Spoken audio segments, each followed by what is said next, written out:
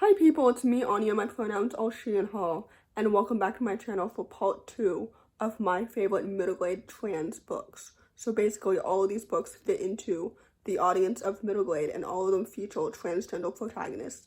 And I think all of them are also written by transgender authors, but I could be wrong about that. So anyway, the first book on this list is called Quiltbag. This story is a middle grade contemporary following a trans main character as well as a lesbian main character who meet together at a summer camp, and it's so good.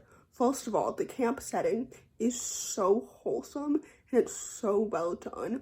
I just really enjoyed how atmospheric it was. The plot is so engaging and so intriguing. Typically, I don't really enjoy stories that are set over such a short amount of time, but within this story, I became so immersed in it that I really didn't care. You know what I mean? Because usually I dislike stories set over a short amount of time because the story feels rushed. But within this story, it didn't. The characters are so well developed and so distinct. The queer representation was spot on and excellent. The romances are so cute and so wholesome. Everything about this book felt so happy and so fluffy, which is so necessary and so timely for young transgender youth, because this book serves as a reminder that happiness for trans youth is needed. So anyway, I don't know if that made any sense at all, but basically overall, this book is excellent and it's really good. So with that said, I would highly recommend it. The next book on this list is called Jude Saves the World. This story is a middle-grade contemporary following a young, non-binary, plus-size, bisexual main character with ADHD navigating identity and friendship. This story is absolutely so excellent, and I really enjoyed it. First of all, the queer representation felt so authentic and so nuanced. The disability representation was spot on and so excellent. The characters are so well developed and so distinct. The friendships are so lovely and so wonderful. The writing is excellent and so pretty. This book is so well done and it deserves so much more hype because it's absolutely so underrated. I'm so excited for the author's next book, which I believe comes out in April of next year, and it's called Asking for a Friend. I have no idea what that means. But anyway, this book was so good. I really enjoyed it because it was so happy and wholesome, just so well done and so well paced. And again, this book is absolutely so underrated and it deserves so much more hype. This author is so talented. So anyway, with all that said, this book is well developed in literally every single element. So with that said, I would definitely highly recommend it. The next book on this list is called The House That Whispers. This story is a middle-grade contemporary following a young transgender main character as he's navigating gender identity, family, and personal ghosts that haunt us all. This book is absolutely so excellent and it's so well done. I really enjoyed it. First of all, the plot is so engaging and so intriguing. Second of all, the queer representation was so excellent and was so awesome. Third of all, the sibling dynamics and the family dynamics were so great and I really enjoyed it so much. The mystery was so captivating.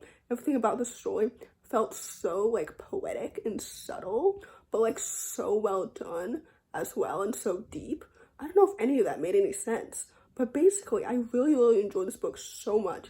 It's one of my 5-star favorites of the entire year, which means that I felt so emotionally connected to like the events as well as to the characters in the story, and it just was so emotional and so well done. I just felt every single emotion of every single scene. I don't know if that makes any sense at all, but basically overall I really enjoyed this book a lot, clearly, and I would highly recommend it. The next book on this list is called Dear Mothman. This story is a middle-grade contemporary following a young transgender main character who is navigating grieving the death of his best friend. This story is absolutely so excellent and it's so well done. I feel like I've talked about Robin Gow a lot lately, which is for good reason, because the writing is excellent and this book is absolutely no exception. Like, it's so good. I really enjoyed it. The free verse format is so lyrical and it's so pretty, and it really made the story come to life so much more. Like, the characters are so well developed and so distinct and so vivid. The friendships are so lovely and so wonderful. The plot is so engaging and so intriguing. The mystery is so captivating. Like, this book is absolutely so good. I really enjoyed it. The queer representation is spot on. The autism representation is so good. And I just really enjoyed every single second of it. And also, if you can hear a bit of background noise, sorry about that. But anyway, this book is excellent and I really, really enjoyed it. And I will gladly read anything that Robin Gow writes in the future because I will support them to the end. You know what I mean?